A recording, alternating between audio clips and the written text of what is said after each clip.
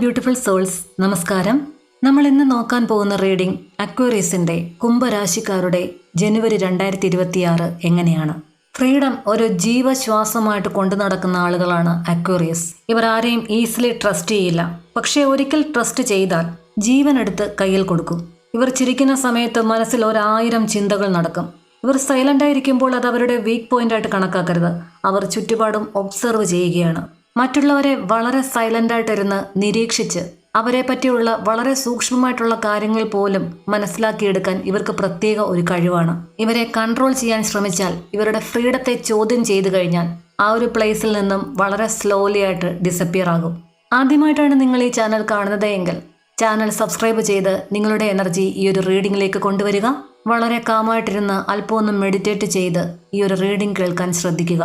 Aquarius, നിങ്ങളുടെ career and relationship in 2026 January. First നമ്മൾ എടുത്തിരിക്കുന്ന കാർഡ് കരിയറിന് വേണ്ടിയിട്ടുള്ളതാണ്. അക്വേറിയസ്, നിങ്ങൾ ജനുവരി തുടങ്ങുമ്പോൾ തന്നെ നിങ്ങളുടെ ഉള്ളിൽ ഒരു ഫയർ സ്പാർക്ക് തെളിയുന്നുണ്ട്. ഇനിയും ഇങ്ങനെയൊന്നും പോയാൽ മതിയാകില്ല, എനിക്ക് വേറൊരു റോൾ അല്ലെങ്കിൽ പ്രോജക്റ്റ് അല്ലെങ്കിൽ പുതിയൊരു ഡയറക്ഷൻ വേണം എന്നൊരു ചിന്ത നിങ്ങളുടെ ഉള്ളിലുണ്ട്. പേജ് ഓഫ് വാണ്ട്സ് കാണിക്കുന്നത് മെൻ്റലി നിങ്ങൾ റെഡിയാകുന്നു ആ ഒരു ചേഞ്ചിന്. പക്ഷേ അല്പം എക്സ്പീരിയൻസ് കുറവുണ്ടായിരിക്കാം. കരിയറിലൊരു ക്ലാരിറ്റി കുറവൊക്കെ തോന്നുന്നുണ്ടാകാം. ഇതൊരു ജോബ് ചേഞ്ചിനെക്കാട്ടി ഉപരി നിങ്ങളുടെ മൈൻഡ് സെറ്റ് ചേഞ്ച് ചെയ്യുന്നതായിട്ടാണ് കൂടുതൽ കാണിക്കുന്നത്. നെക്സ്റ്റ് വന്നിരിക്കുന്ന കാർഡ് 3 ഓഫ് വാണ്ട്സ് ആണ്.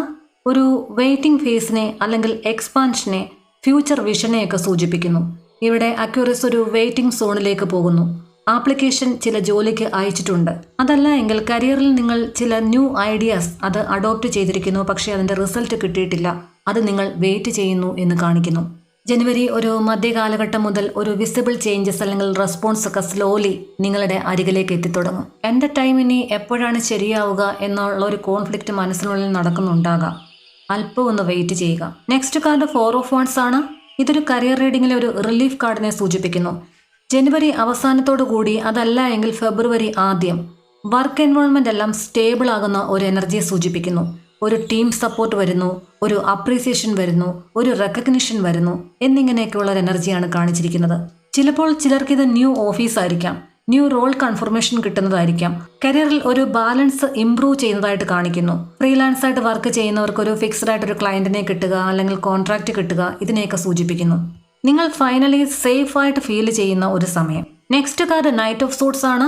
ഒരു വളരെ പെട്ടെന്നുള്ള ഒരു ആക്ഷനെ സൂചിപ്പിക്കുന്നു. ബോൾഡായിട്ട് ഡിസിഷൻ എടുക്കുന്നു, സഡൻ മൂവ്മെൻറ്റിനെയൊക്കെ സൂചിപ്പിക്കുന്നു. ഇവിടെ ഒരു ട്വിസ്റ്റ് വരുന്നുണ്ട്. ചില കാര്യങ്ങളിൽ, ചില കരിയർ സംബന്ധമായിട്ടുള്ള കാര്യങ്ങളിൽ നിങ്ങൾക്കൊരു സഡൻ ഡിസിഷൻ എടുക്കേണ്ടുന്ന ഒരു ഘട്ടം വരുന്നു. ക്വിക്ക് കമ്മ്യൂണിക്കേഷനൊക്കെ വരുന്നു. ഒരു ഫാസ്റ്റ് മൂവിങ് ഓപ്പർച്യൂണിറ്റി അടുത്ത് വരുന്നതായിട്ട് കാണിക്കുന്നു ഒരു 99% ആളുകൾക്കും. നൈറ്റ് ഓഫ് സൂട്ട്സ് കാർഡ് പറയുന്നത് ജനുവരി സെക്കൻഡ് ഹാഫ് എന്ന് പറയുന്നത് വളരെ സ്പീഡി ടൈം ആയിരിക്കും നിങ്ങൾക്ക് കരിയറിനെ സംബന്ധിച്ച്. ഒരു ഓവർ തിങ്കിങ് ഒന്നും വേണ്ട. ഡിസിഷൻ എടുക്കുന്നത് ഭയപ്പെട്ട് പിന്നോട്ട് നിൽക്കാൻ പാടില്ല. ഈഗോകളെല്ലാം തന്നെ അവോയ്ഡ് ചെയ്യുക. തനിക്ക് എന്താണ് വേണ്ടത് എന്ന് കൃത്യമായിട്ട് ആലോചിച്ചുറപ്പിച്ചതിന് ശേഷം കരിയറിൽ മൂവ് ചെയ്ത് മുന്നോട്ട് പോവുക. അക്വേറിയൻസിനെ സംബന്ധിച്ച് ഈ ഒരു സമയം എന്ന് പറയുന്നത് ചില പ്രധാനപ്പെട്ട തീരുമാനങ്ങൾ കരിയർ സംബന്ധമായിട്ട് എടുക്കേണ്ടതുണ്ടായിരിക്കാം. അതിൽ നിന്നും ഒരിക്കലും പുറകോട്ട് പോകാൻ പാടില്ല.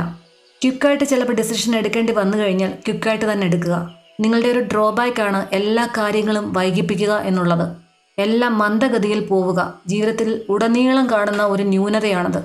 അടുത്തതായി നമുക്ക് നിങ്ങളുടെ റിലേഷൻഷിപ്പിലേക്ക് പോകാം അക്വേറിയൻസ്. ഫസ്റ്റ് വന്നിരിക്കുന്ന ഒരു കാർഡ് എന്ന് പറയുന്നത് 9 ഓഫ് സൂട്ട്സ് ആണ്. ഒരു ആങ്സൈറ്റിയെ സൂചിപ്പിക്കുന്നു. ഓവറായിട്ട് തിങ്ക് ചെയ്യുന്നു. ഉറക്കമില്ലാത്ത രാത്രികളെ കാണിക്കുന്നു. ഈ ഒരു കാർഡ് സൂചിപ്പിക്കുന്നത് ചില ഇമോഷണൽ ആയിട്ടുള്ള പെയിനെ സൂചിപ്പിക്കുന്നു. ഹൈഡ് ചെയ്യാൻ പറ്റാത്ത വിധം ചിലപ്പോൾ പൊട്ടിപ്പോകുന്ന ചില സങ്കടങ്ങൾ, പാസ്റ്റിലുണ്ടായ ഒരു ഹർട്ട് അല്ലെങ്കിൽ ഒരു ഗിൽറ്റ്. ഞാൻ മതിയായിരുന്നോ, ഞാൻ ആ ചെയ്തത് തെറ്റാണോ എന്ന് പറയുന്ന ഒരു സെൽഫ് ഡൗട്ടൊക്കെ തോന്നുന്ന ഒരു സമയമാണ്. ബന്ധങ്ങൾക്കിടയിൽ ഒരു ബ്രേക്കപ്പ് ഒക്കെ ആയിട്ടുണ്ടെങ്കിൽ ഒരു കുറ്റബോധം തോന്നുന്നു, ഞാനന്ന് ചെയ്തത് ശരിയാണോ എന്നുള്ള ഒരു തോന്നലൊക്കെ ശരിക്കും ഒരു വിഷമസ്ഥിതിയിലേക്ക് കൊണ്ടുപോകുന്നു. ശരിക്കും ഇതൊരു സെൽഫ് ഡൗട്ടിനെയാണ് സൂചിപ്പിക്കുന്നത്. റിലേഷൻഷിപ്പൊക്കെ ഉണ്ടെങ്കിൽ തന്നെയും ഒരു മെൻ്റൽ പീസ് ഇല്ലാത്ത ഒരവസ്ഥ, സമാധാനമില്ല. ഇത് ചിലപ്പോൾ കൂടെയുള്ള പാർട്ട്നേഴ്സിനെ കൊണ്ടായിരിക്കില്ല.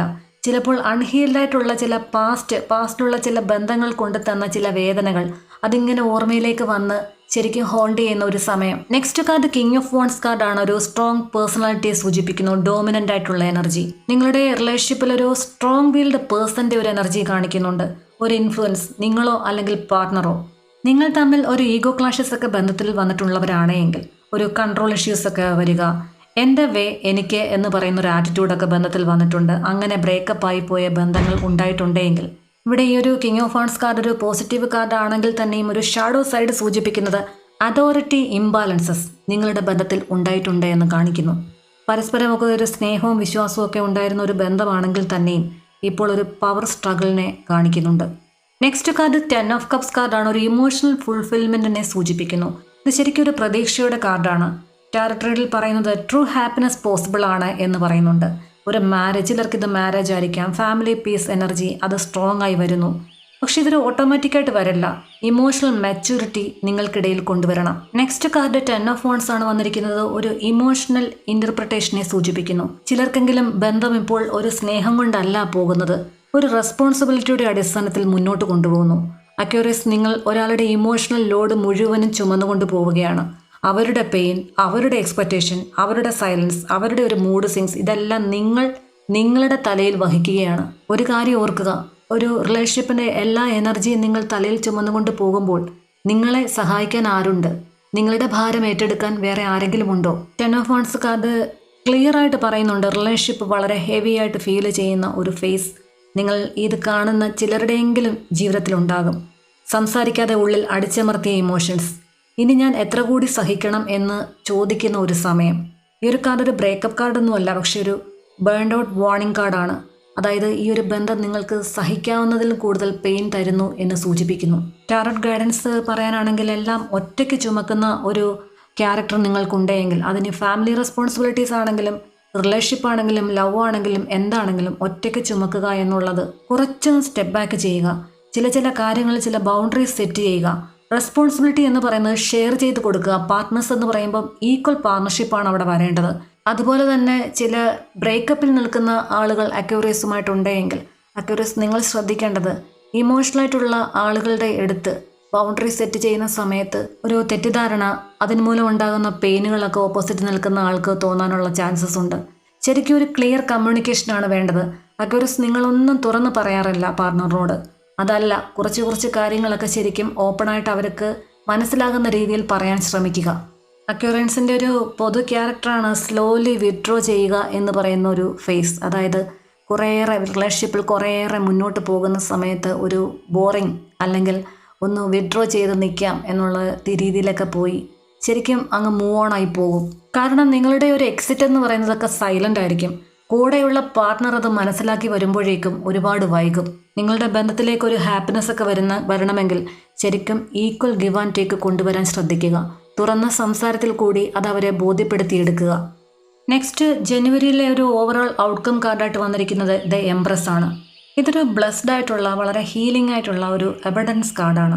ഈ ഒരു ജനുവരി അവസാനിക്കുന്ന ഒരു സമയമാകുമ്പോൾ നിങ്ങൾക്ക് നഷ്ടപ്പെട്ട ചില കാര്യങ്ങൾ ഈ ഒരു സമയത്തുണ്ടെങ്കിൽ അക്യൂറൻസ് അത് നിങ്ങളൊരു നഷ്ടമായിട്ട് കണക്കാക്കണ്ട. ശരിക്കും നിങ്ങളുടെ ഗ്രോത്തിലേക്ക് ആ ഒരു നഷ്ടങ്ങൾ കൊണ്ടുപോകും.